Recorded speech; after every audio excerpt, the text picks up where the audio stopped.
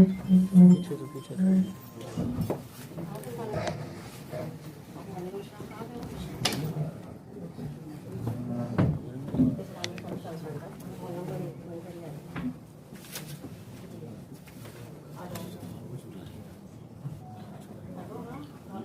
समीना बहन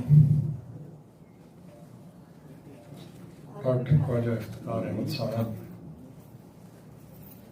उर्मा साहिब, राम मोहन राय जी, डॉक्टर रमेश कुमार पासी जी, मीना बहन, रजनीश कुमार जी और यहाँ सभी बहनें और भाइयों,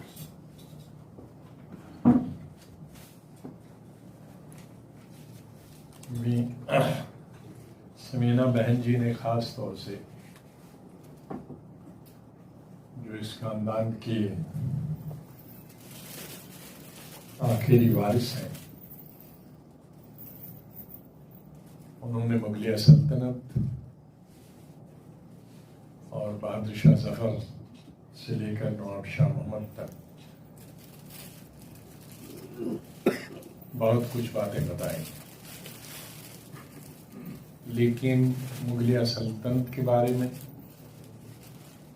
या बहादुर शाह जफर जी के बारे में अगर बोलेंगे तो कई महीने और साल लगेंगे, कई सालों की, कई वर्षों की, कई सेंचुरीज की, सदियों की हुकूमतें और बादशाह रहे हैं। उनके कारनामे कई साल ताजमहल और लाल किले की शक्ल में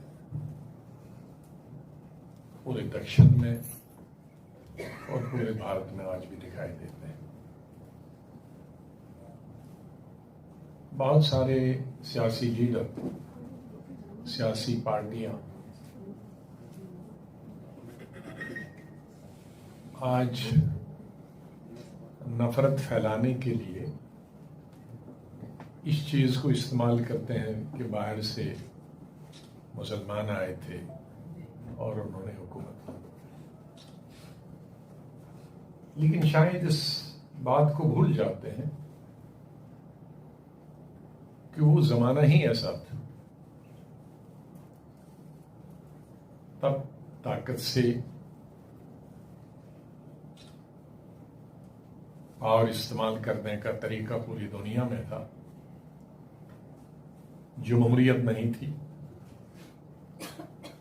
जिस मुल्क के पास जितनी ताकत हो, कुछ मुल्कों के पास बारूद की ताकत थी और कुछ मुल्कों के साथ बाजों की ताकत थी, और जिन बाजों के साथ साथ घोड़े, हाथी, ये तमाम भी इस्तेमाल किए जाते थे। लेकिन अगर देखें तो वो सिलसिला भी खत्म नहीं हुआ, वो सिलसिला बढ़ा हुआ। हालांकि उस सिलसिले को बहुत हद तक निजात मिली थी। अंग्रेजों का ही हाल जो हमारे यहाँ कई साल रहे,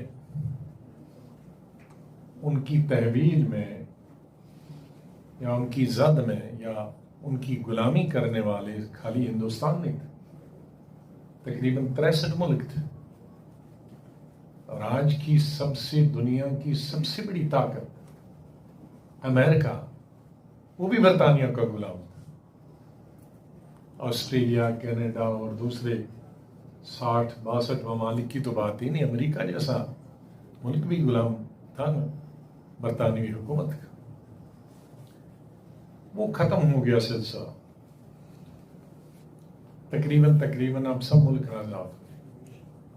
लेकिन अब दूसरा तरीका कई सालों से इस्तेमाल हुआ, जिसमें आपका इराक देखा होगा, जिसमें आपने अफगानिस्तान देखा होगा, जिसमें और कई मुल्क देखे कि जिनके पास आज बारूद और बाजू नहीं, लेकिन उससे भी आधुनिक हथियार का इस्तेमाल किया जाता है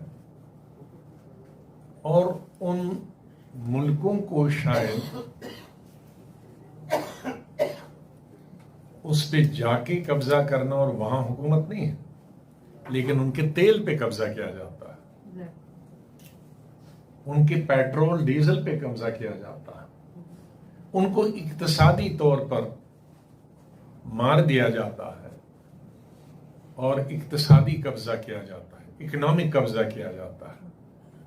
उनकी जो चीजें हैं जिस पे वो जिंदा रह सकते हैं उन पे कब्जा किया जाता है। तो ये सिलसिला खत्म नहीं हुआ, ये बढ़ता जा रहा है। जिसके पास आज ज्यादा पावर है वो खास तौर से उन छोटे गरीब मुल्कों को दबाता है और उनकी इकोनॉमी पे कब्जा करता है। लेकिन हम अपने मुल्क में दो बड़ी ताकतें जिन्होंने बहुत देर तक बाहर से आकर हमारी हुकूमत की, वह है मुगलिया सल्तनत और ब्रिटिश एम्पायर। दोनों में क्या फर्क है? दोनों बाहर से आए, लेकिन यहां मुगल एक दफा आए, उसके बाद हिंदुस्तानी हो गए। ये सबसे बड़ा फर्क है। कई सौ साल रहे और जो भी पहली दफा आया वो मुड़ के अपने मुल्क में कभी नहीं गया,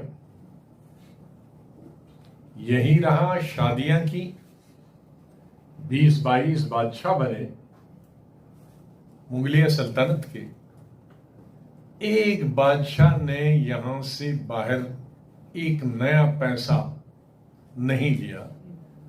जो पैसा बनाया वो हिंदुस्तान की तामीर, तरक्की के लिए बनाया, यहाँ की डेवलपमेंट के लिए बनाया, यहाँ के विकास के लिए इस्तेमाल किया।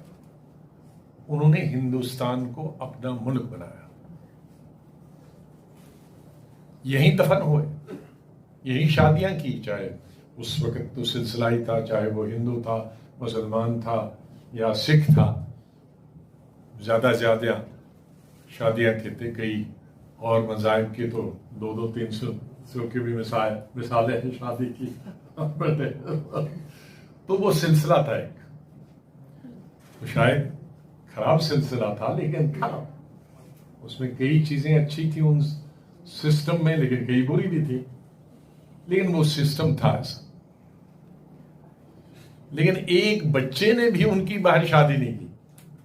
आज हमारे हिंदुस्तान में हम हिंदू मुस्लिम सिख देखेंगे तो हर 10वें 20वें या 30वें की शादी तो बाहर होगी, कोई अंग्रेज से होगी किसी। अब हम देखते हैं हमारी बच्चियां कहीं जापान की, मैं देखता हूं, मैं जम्मू जैसी छोटी जगह पे देखता हूं जापान की लड़कियां हैं, चीन की लड़कियां हैं, और कोरिया की लड़कियां हैं, और रशिया की बहुत सारी लड़कियां। मैं अपने छोटे से शहर की बात करता हूं तो हिंदुस्तान में कितनी। तो आज हमारे बच्चे, हम उसको बुरा नहीं समझते, अच्छा है, क्योंकि अब एक ग्लोबल दुनिया में हम रहते हैं, पूरा दुनिया एक हो गया।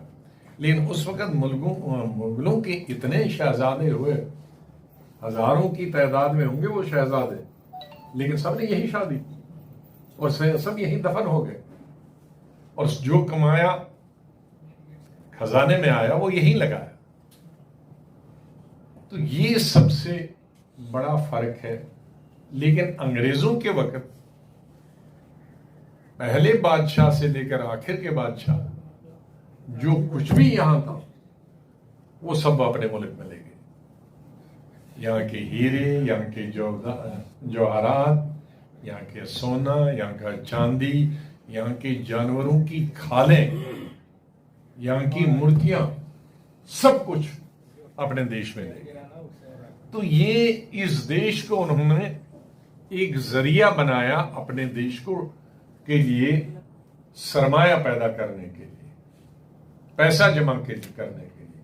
तो हमसे जो लिया उससे उन्होंने अपना देश, न सिर्फ देश ही बनाया, उससे पैसे बनाए और दूसरे मुल्कों पर कब्जा किया। तो ये बुनियादी फर्क है।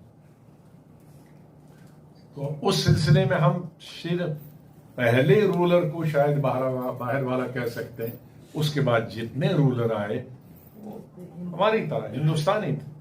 उनकी बीवियां, उनके बच्चे, चाहे वो हिंदू बीवियां थी, मुसलमान बीवियां थी, पत्नियां थी, वो सब हिंदुस्तानी थी और हर धर्मों की थी। तो एक चीज ये भी देखिए कि उस वक्त कितनी टॉलरेंस थी दोनों तबकों में, हिंदूज में भी और मुसलमानों से।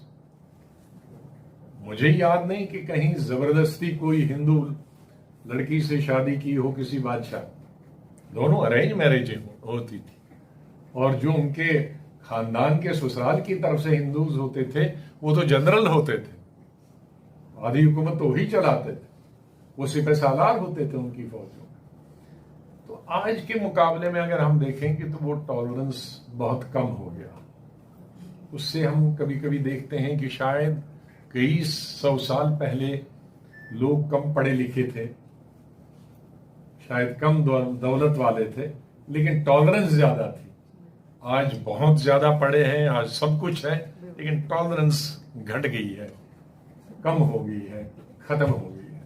तो ये भी हमको एक सबक सीखने की जरूरत है। दूसरी एक जो मुगल बादशाह में शुंग के वक्त में हुई, जीडीपी जो उस वक्त थी न उससे पहले किसी ने क्रॉस की, न शायद हम कई सालों तक उस जीडीपी पर पहुंचेंगे जो मुगलों के जमाने में। तो उसका मतलब है कि एक डेवलप दुनिया की सबसे बड़ी जीडीपी कुछ मुगल बादशाहों के वक्त में थी, नंबर 1 थे दुनिया में। ये आज के यूरोप और कंट्री वाले नहीं थे। तो ये भी एक तारीखी चीज है। और आखिरी बादशाह के बारे में तो आज सब, आप विकिपीडिया खोलिए, आज किताबें पढ़ने की तो किसी को फुर्सत नहीं, लेकिन उसमें आपको पूरी दास्तान मिलेगी कि किस तरह से ये वर्दिश 1857 में, हालांकि जब उन्होंने हुकूमत संभाली तब तक तो 2/3 बल्कि 3/4 हिंदुस्तान ईस्ट इंडिया कंपनी की उनके पास था। बरतानवी हुक्मरान उस वक्त ईस्ट इंडिया कंपनी के जरिए हुकूमत करते थे। तो इनको जो हिस्सा मिला था वो न होने के बराबर था दिल्ली और दिल्ली के आसपास। और 1857 में तो हकीकत में दिल्ली बच गया था, बाकी तो सब ईस्ट इंडिया कंपनी। और बुढ़ापा भी था, और बुढ़ापे के साथ शायरी, ये बड़ी अजीब कॉम्बिनेशन थी। मैंने किसी भी हिंदू या मुस्लिम बादशाह या सिख बादशाह को इतनी ये कॉम्बिनेशन नहीं देखी। हाँ, बहुत सारे बादशाह लिटरेचर को बहुत पसंद करते थे, शेर व शायरी को पसंद करते थे, शिक्षा को बहुत पसंद करते थे, नॉलेजेबल खुद भी थे, रुचि भी रखते थे, दिलचस्पी रखते थे। लेकिन खुद ही शायर होना, वो पीर भी खुद ही थे, फकीर भी खुद ही थे, वो बादशाह भी खुद ही थे, और हकीर भी खुद ही थे। वो सब चीजें उनमें थी। एक अजीब पर्सनालिटी थी सभी बादशाहों में, न सिर्फ मुगलिया खानदान में, लेकिन जितने दुनिया के आप बादशाह ले, ये उसमें एक रेयर पर्सनालिटी थी कि जिसमें ये सब कुछ प्यार। और शायर भी कोई ऐसे वैसे शायर नहीं, बड़े आला पाए के शायर थे कि जिनकी अशार में तसव्वुफ भी था, दर्द भी था, पैथोस भी था, स्पिरिचुअलिटी भी थी। और उसमें मुल्क परस्ती भी। मुल्क परस्ती तो इस शेर से जो अभी हमारी बहन ने शुरू में कहा, बहुत अच्छी आपको बधाई देता हूं। इतना है बदनसीब ज़फ़र, दफन के लिए 2 गज ज़मीन भी न मिल सकी कोई यार में। कोई मिलता गली की यार में, दोस्त की गली में, मेरे मोहल्ले वालों की गली में। तो ये उस वक्त भी रंगून में वो तड़प रहे थे कि कितना बदनसीब कि अपने दोस्त की गली में, अपने मुल्क की गली में 2.5 गज जमीन हमें होती है, जो हमारी आखिरी चीज होती है हर मुसलमान के लिए, जो उम्र भर का खजाना होता हमारा, ये बाकी खजाना तो यहीं रहता है, बादशाह भी यहीं रहती है, हुकूमतें, प्राइम मिनिस्टर, प्रेसिडेंट्स, जितने बादशाह हों वो यहीं रह जाते हैं, लेकिन वो 2.5 गज ज़मीन जो होती है वही हमारा असली पैलेस होता है, महल होता है, घर होता है। तो उसके लिए भी उन्होंने कहा कि बहुत बदनसीब। उनकी शायरी में शोखियां भी थी और उनकी शायरी में दर्द भी था और उनकी शायरी में बेबसी भी थी और बड़े फोर साइटेड थे। शायर और पॉलिटिशियन, बेस्ट शायर और बेस्ट पॉलिटिशियन वो होता है जो उस वक्त भी लागू हो जाए उस वक्त के माहौल की वजह से, और 100 साल बाद भी, 200 साल बाद भी उसका इम्पैक्ट, 200 साल भी लोग करेंगे ये तो आज ही के लिए लिखा गया है या ये पॉलिसी आज के लिए बनाई गई। मुझे नहीं मालूम बहादुर शाह जफर जी ने, जो मैं अगला एक लाइन पढ़ रहा हूं, उस वक्त शायद अपनी महबूबा के लिए नजर में रखते हुए, क्योंकि शायर को अगर महबूबा नहीं हो तो शायर बन ही नहीं सकता, और सफल प्यार हो गया तो एक किस्म की शायरी होगी, और शेर टूट गया तो फिर बेदर्द वाली शायरी होगी, और अगर मिला जुला होगा तो फिर मिली जुली शायरी होगी। लेकिन मैं उसको आज के हालात के लिए पढ़ूंगा, शायद उस वक्त उनके हालात के लिए उन्होंने और लिखा होगा, लेकिन मैं देखता हूं कि वो आज के हालात में फिट होती है किसी और सिस्टम जो हमारे आज चल रहा है। चश्म कातिल मेरी थी हमेशा लेकिन, चश्म कातिल मेरी थी हमेशा लेकिन, जैसी अब हो गई है कातिल कभी ऐसी तो नहीं थी। कुछ लोगों में नफरत पहले ही से थी, लेकिन जितनी आज थी उतनी कभी नहीं। तो ये आज आप उसको उस संदर्भ में देख सकते हैं। बात करनी मुझे मुश्किल कभी ऐसी तो नहीं थी, जैसी अब है तेरी महफिल कभी ऐसी तो नहीं थी। उन्होंने किस संदर्भ में लिखी है, लेकिन आज ये दूसरे संदर्भ में फिट होती है। तो ये पोइट को आपको ढाल सकते हैं उस वक्त के हालात के वजह से, जो 200 साल लिखी हो, 150 साल लिखी है, लेकिन आज भी और किसी संदर्भ में और किसी सिस्टम में आज भी फिट रहती है। तो मैं समझता हूं कि ये उनकी ग्रेटनेस थी और उनकी शायरी पर अबूर था कि जो उस वक्त के हालात के बारे में भी लिख सकते थे और 150-200 साल बाद भी वो फिट आ जाते हैं किसी दूसरे कॉन्टेक्स्ट में, समाज के अंदर उसको बोलने के। तो आज के वक्त में यही कहता हूं कि मुझे खुशी है, नवाब साहब ने तो 2008 से शुरू किया, मैंने 1997 में शुरू किया, और शायद हिंदुस्तान में 1947 के बाद से आज तक वो सबसे बड़ी खिराज अकीदत बहादुर शाह जफर को दी गई। 1997 में हिंदुस्तान की आजादी की 50वीं सालगिरह मनाई जा रही थी। गुजराल साहब वजीर आजम थे कांग्रेस की मदद से, और कांग्रेस वर्किंग कमेटी ने यह तय किया कि हम पूरा 1 साल शहीदों की, जितने हमारे हिंदुस्तान में शहीद हैं बड़े बड़े जिनके बारे में लिखा गया है, उनकी डेथ एनिवर्सरी या उनका बर्थडे मनाएं। और खुशकिस्मती से मुझे पार्टी की तरफ से उसका कन्वीनर बनाया गया और हमने 365 दिन के लिए तकरीबन 600 लोगों की लिस्ट बनाई।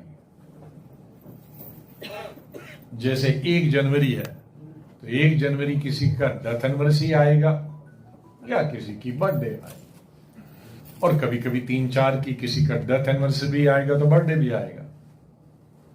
तो बजाय 1 जनवरी को एक शहीद के बजाय 5-6 लोगों का डेथ एनिवर्सरी और ये, तो हमने उन जगह पे वो 1 जनवरी को सबका बनाया। एक का भी होता था, कहीं 5-6 भी होते थे 2 जनवरी को। तो 365 दिन हमने फंक्शन किए, जो कि फंक्शन तकरीबन 600-700 हुए। जैसे मैंने कहा कि कई लोग कई शहीद एक ही दिन में, या तो पैदा हुआ है एक शहीद, दूसरा हुआ मरा हुआ।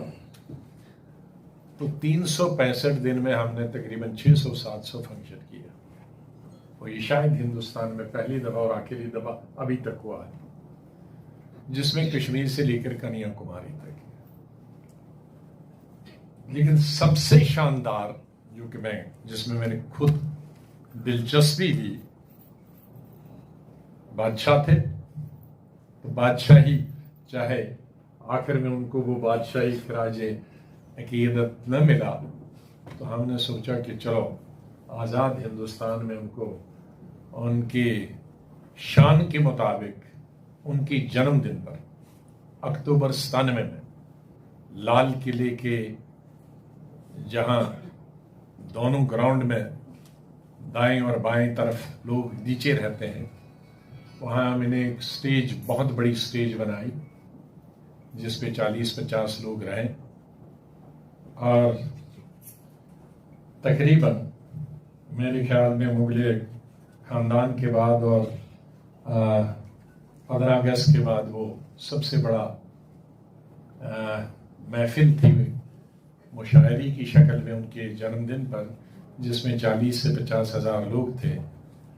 और तकरीरें, मेरी तकरीर 5 मिनट की हुई और उनको खिराजे अकीदत पेश किया, श्रद्धांजलि पेश की, या उनके बारे में जो पेश किया गया भाषणों के जरिए नहीं बल्कि उन्हीं की लिखी हुई गजलों से। और उसमें गजलें कौन गा रहे थे? जावेद अख्तर, और गजलों के शहंशाह जगजीत सिंह। और मैं जगजीत सिंह जी को भी आज श्रद्धांजलि पेश करना चाहता हूं। जब मैं उनके पास गया, उनसे पहले मैंने उनको जानता नहीं था, उसके बाद तो मरने तक हम बहुत अच्छे दोस्त बने। मैंने और भी कई शायर बुलाए थे, लेकिन चूंकि ये 2 बड़े शायर हैं तो उनका नाम लेना। लेकिन दूसरे शायरों को जब मैंने बुलाया तो सबने टिकट का इजहार किया, आने जाने का, रहने का, खाने का बंदोबस्त। तो जब मैं जगजीत सिंह के पास गया तो उन्होंने कहा कि ये टिकट का मुंबई से जहाज से दिल्ली और रहने खाने पीने का तो मेरे लिए बेइज्जती है कि एक शहीद और दूसरा शायर, उसके लिए अगर मैं टिकट लूं तो मेरे को लानत हो अगर मैं उस पर उसके लिए उस दिन से मेरी इज्जत मेरे दिल में इतनी बढ़ गई। और मैंने, लेकिन दिल में कहीं ना कहीं मुझे शक हुआ कि एक टरकाने के लिए इनको नहीं आना होगा, तो इसलिए भी कह रहे होंगे क्योंकि अगर मैं टिकट इनको दूंगा, वो करूंगा, बंदोबस्त करूंगा, तो एक कमिटमेंट हो जाती। लेकिन जिस दिन शाम को फंक्शन था, 8-9 बजे से फंक्शन था, सुबह 2 बजे तक चला, सुबह के 2 बजे तक। तो उनका फोन आया, मैं आ गया हूं और जितने बजे वहां पहुंचना होगा सिर्फ उस वक्त मुझे कोई गाड़ी की जरूरत नहीं, आदमी भेजिए मुझे ले जाए। तो ये ऐसे भी, तो जहां आज मैं बहादुर शाह जफर साहब को खिराज अकीदत पेश करता हूं, तो वहां मैं जगजीत सिंह जी को भी श्रद्धांजलि अर्पित करता हूँ कि अल्लाह भगवान वाहिगुरु उनको भी स्वर्ग में लगा दे कि ऐसे लोग भी थे जो कदर करते थे एक फ्रीडम फाइटर की हैसियत से और एक शायर की हैसियत से। तो आज भी हम सब जमा यहाँ हुए हैं उनको बहादुर शाह जफर जी को उनको खिराज अकीदत पेश करते हुए और अल्लाह से यही दुआ करेंगे अल्लाह उन्हें जन्नत नसीब करे। मुल्क से बाहर उनको रंगून में किस तरह से रखा गया और कई किताबों में जो वो हालत बयान की गई है कि उन्हें पूरा खाना, एक अंग्रेज ने लिखा है कि वो राइटर था, जब मैं उनके पास गया तो एक कोने में थे, कमरे में भी नहीं दिखाई देते कोने के। पहले तो टेंटों में रखा था उनको यहाँ से जाने के बाद, और जब तक उनके लिए कुछ अकोमोडेशन नहीं बनाई थी, और उस अकोमोडेशन में भी उनको जब उन्होंने कहा कि क्या तकलीफ है आपको, तो उन्होंने कहा खाना नहीं पूरा मिलता। तो बुढ़ापे में वैसे ही 80 साल में क्या खाना खाते होंगे, लेकिन उस बूढ़े इंसान के लिए भी अंग्रेज़ी हुकूमत, क्योंकि उस वक़्त रंगून भी अंग्रेज़ों का गुलाम था, तो अंग्रेज़ की रेख देख में सब हो रहा था। जो 80 साल की एक उम्र, छोड़िए बादशाह था या न था, उम्र वाले को थोड़ा सा खाना भी पूरा नहीं दे सकते थे। किस कसमपुरी में, किस बेबसी में एक हिंदुस्तान के बादशाह को उस वक़्त ज़ालिमों ने ट्रीट किया, ये भी देखने की बात है। तो हम अल्लाह से यही दुआ करते हैं कि वो उन्हें जन्नत नसीब करें। और अब जन्मदिन तो चला गया, अक्टूबर में था, इंशाल्लाह जब अगले साल जन्मदिन होगा तो लाल किला जैसा नहीं, लेकिन उससे मिलता जुलता ज़रूर करेंगे, जो सिर्फ उनकी शायरी है। लेकिन बदकिस्मती से आज जगजीत सिंह नहीं है जिसको सुनने के लिए सुबह 2 बजे या 4 बजे तक लोग बैठेंगे, लेकिन फिर भी हमारी कोशिश जारी रहेगी। और न सिर्फ बहादुर शाह जफर जी के लिए ही, बल्कि उन तमाम जिनके लिए पीछे कोई नहीं, चाहे वो चंद्रशेखर आज़ाद हो, चाहे भगत सिंह जी हों, चाहे और हैं, उनके लिए आज तो जिसके बच्चे हों तो उनका चलता है, लेकिन जो असली लोग हैं जिन्होंने सुप्रीम सैक्रिफाइस जिसको देते हैं, सुप्रीम सैक्रिफाइस में भगत जी जैसे, सुप्रीम सैक्रिफाइस में आज तो हम छोटी छोटी लोगों को सुप्रीम सैक्रिफाइस बोलते हैं। ये सैक्रिफाइस जो बादशाह जिसके दोनों बेटों का कत्ल, जिसके ग्रैंड चाइल्ड का कत्ल खूनी दरवाज़ा में किया गया, और वो बादशाह जो गिरफ्तार करके रंगून पहुंचा गया और जिसकी बुढ़ापे में 83 से 82 से और 87 साल की उम्र में खाना तक नहीं मिला, वो सुप्रीम सैक्रिफाइस है। ऐसे बहुत सारे हमारे मुल्क में हमने ये देखना है कि जिनका कोई नहीं है उनका कम हम बने, उनके वारिस हम बने। न सिर्फ हमारी बहन, लेकिन उनके बहन के साथ हमारी और कई बहनें होंगी जिन्होंने मुल्क के लिए कुर्बानियाँ दें। वो बेबसी की ज़िंदगी में शायद तो मर गए, लेकिन उनको कोई तो याद हिंदुस्तान में 130 करोड़ आबादी में कोई तो हो, 100, 200, 400, 1000, 2000 जो उनको आज भी याद करें।